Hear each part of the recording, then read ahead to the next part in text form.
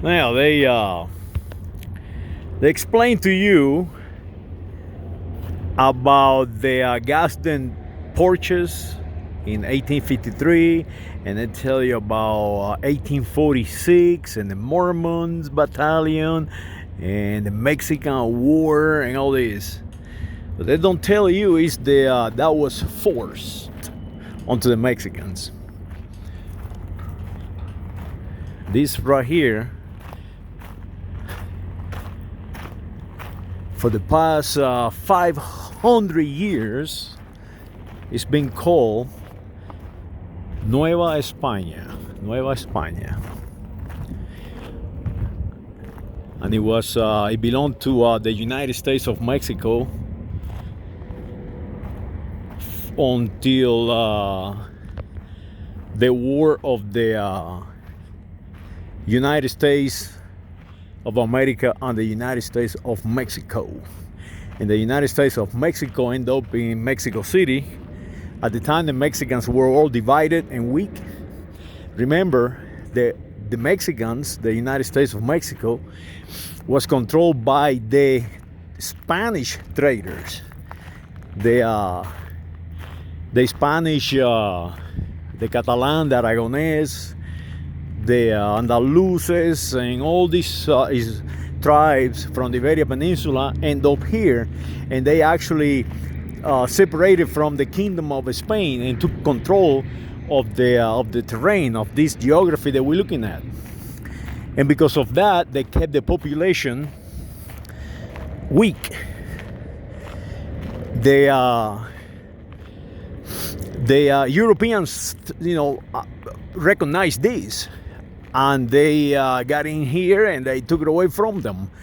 They fought the Europeans, and then the United States saw the opportunity, and they go inside and completely take them over. And all this land,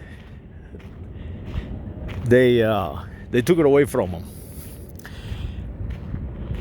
from the United States of Mexico. So that is the reality. It was forced. It was not just sold to them. No, it was basically enforced. Either you sell or we take it. But something very strange actually happened, because the United States did not took over Mexico, and the reason was because racial. These people at that time in the 1840s and the 1830s, actually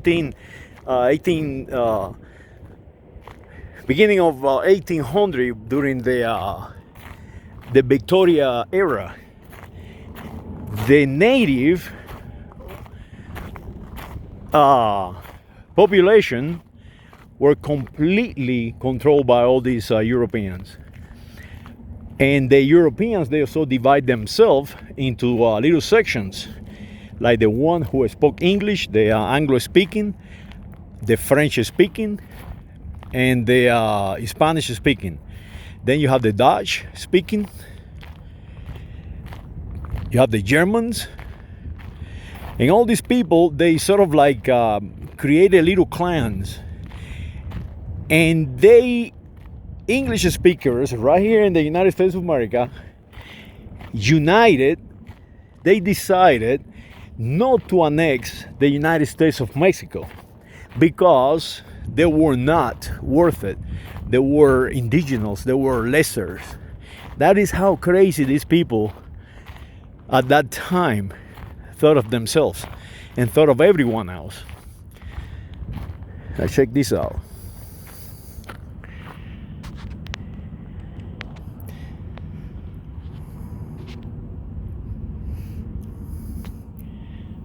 So this Betty line right here, right now, belongs to the United States of America.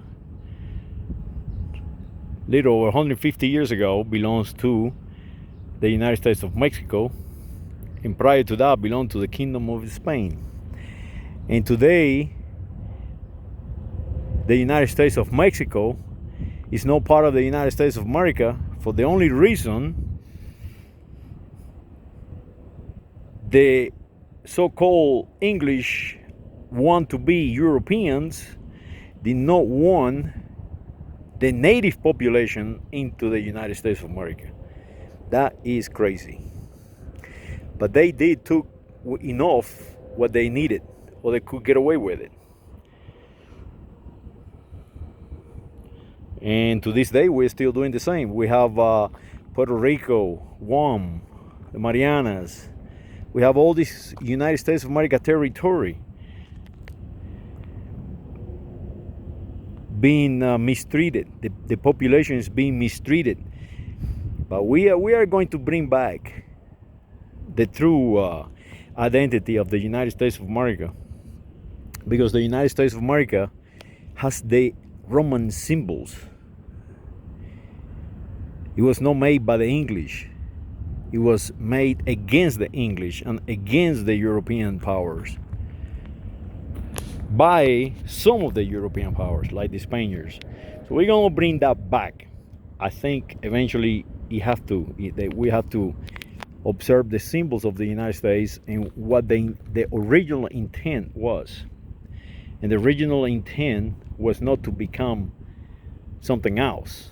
It was to become one America, the United States of America, all states in the Americas. You have to understand that at a time, people like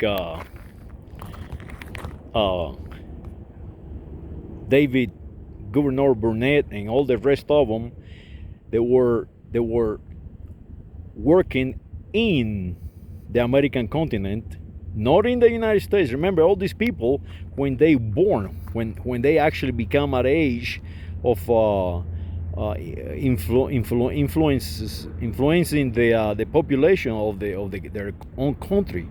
Like, for example, Burnett did not born in the United States of America. He born in New Jersey, no United States of America yet. So these people, they are not born in the United States. The United States did not exist when these people born. And their idea was to do that, to make one continent, one country. And we have lost that. We have lost that original idea.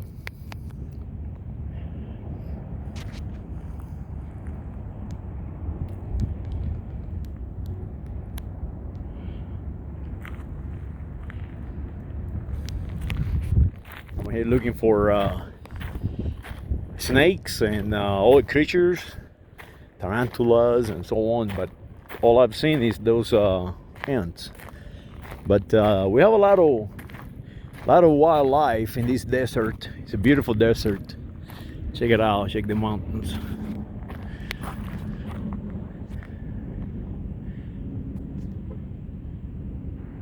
Today this belongs to you, but a lot of people die to make it so.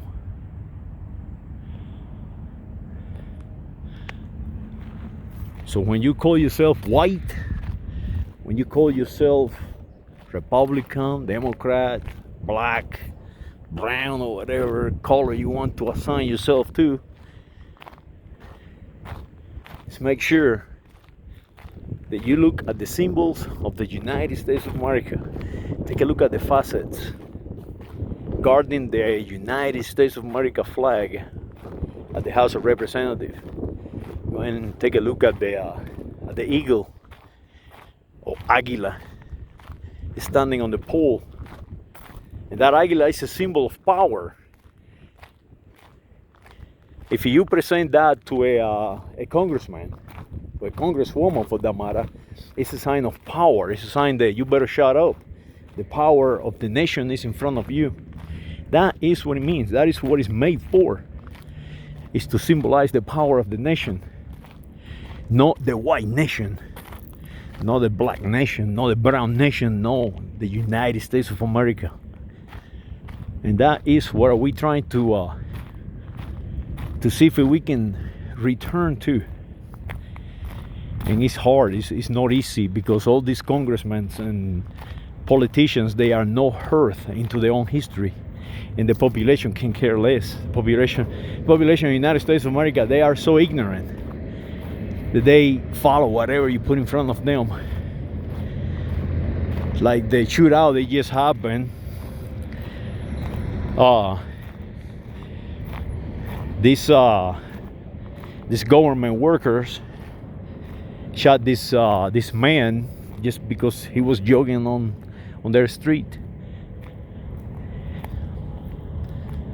It's like crazy. It's like insanity. But it is our reality, the reality that we live in.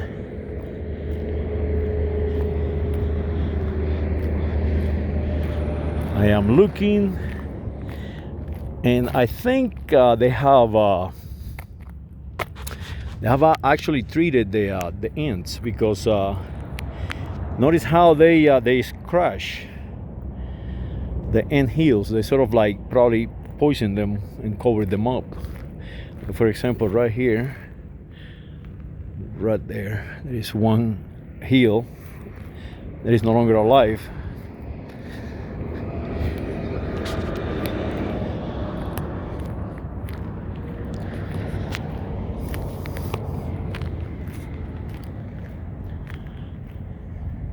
So yeah, it's a really hard work to oh, check this out. It's a lizard. This thing is fast. It's amazingly fast. Let's see if I can capture it. It's a beautiful desert lizard.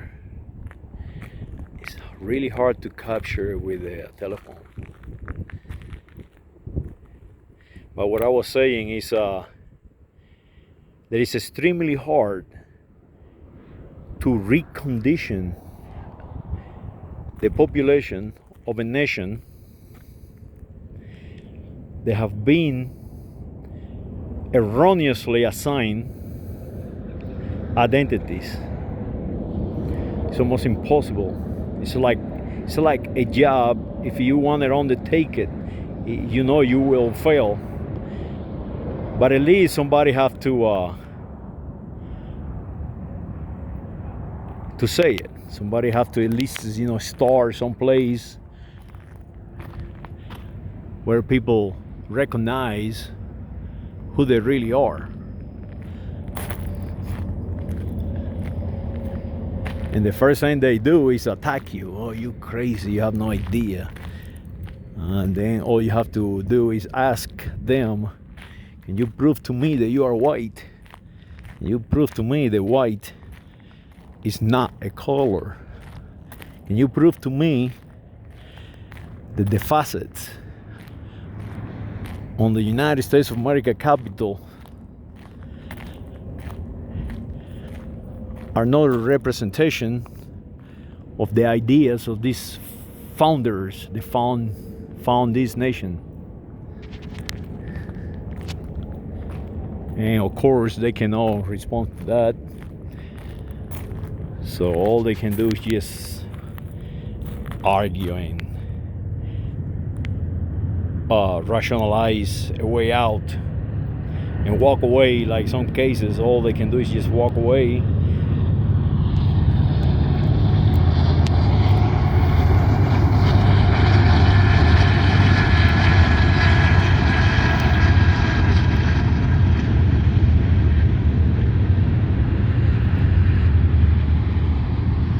And all this was stolen from the United States of Mexico just for that reason, to have a way of communication, transportation, the railroad. So no, they cannot articulate when you ask them, can you prove to me that you are white? Can you prove to me that you are black? Can you prove to me that you are brown? Can you prove to me that you are blue, red, Republican, Democrats, communist, right, left wing, up wing, conservative? The reality is, all that confusion is not necessary, not in this time of our history.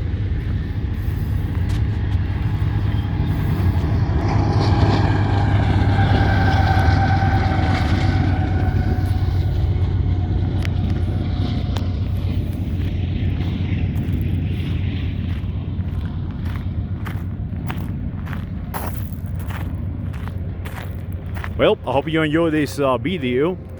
And remember, right behind me is your country, the United States of America. And also over Oceania is your country, Puerto Rico, San Croix, San Tomás, Vieques, Caja de Muerto, the Americas Marianas, Guam. Those are your country. So let's bring that population into the union. Saludos.